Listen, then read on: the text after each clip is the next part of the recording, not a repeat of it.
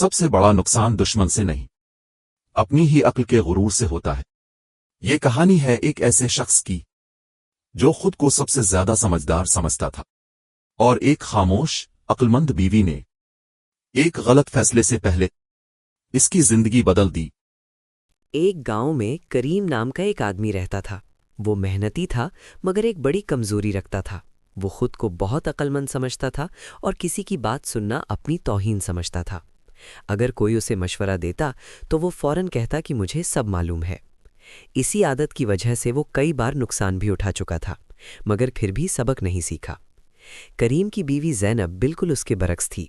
वो कम बोलती थी, मगर जो बात कहती थी सोच समझकर कहती थी। वो जानती थी कि हर इंसान को सीधी बात समझाना आसान नहीं होता, ख़ास तौर पर वो जो खुद को सबसे ज़्यादा अक्लमंद समझते हों। इसीलिए वो नसीहत के बजाय अक्ल से काम लेती थी। एक दिन गांव में एक अजनबी ताजिर आया। वो बड़े एतमाद से लोगों को बता रहा था कि वो थोड़े दिन में पैसे दुगने कर देता है। जब उसने करीम को ये बात बताई तो करीम के दिल में लालच पैदा हो गया। उसने सोचा कि ये तो किस्मत का सुनहरा मौका है। ज़ैनब ने नरमी से कहा कि हर फ़ायदा सच्चा नहीं होता, पहले अच्छी तरह सोच लो। मगर करीम ने गुस्से से कहा कि तुम्हें कारोबार की समझ नहीं, मुझे अपना काम खुद मालूम है।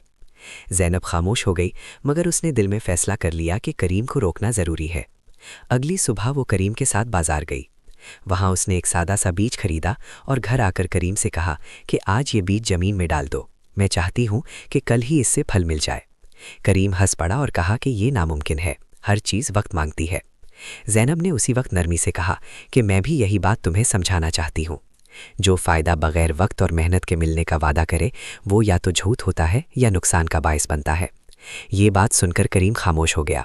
पहली बार उसने सोचा कि शायद ज़ैनब ठीक कह रही है। करीम ने फैसला किया कि वो ताजिर को पैसे देने से पहले कुछ दिन इंतज़ार करेगा। चंद ही दिन गुजरे थे कि खबर फैल गई कि वो ताजिर गांव के कई लोगों से पैसे लेकर गायब हो चुका है। जिन लोगों ने लालच में आकर पैसे दिए थे वो सब परेशान थे। ये सुनकर करीम के दिल की धड़कन तेज़ हो गई। वो समझ गया कि अगर वो जल्दबाजी करता तो आज वो भी नुकसान में होता। वो घर आया, ज़ैनब के सामने बैठा और आहिस्ता से कहा कि आज तुम्हारी अकल ने मुझे बर्बाद होने से बचा लिया है।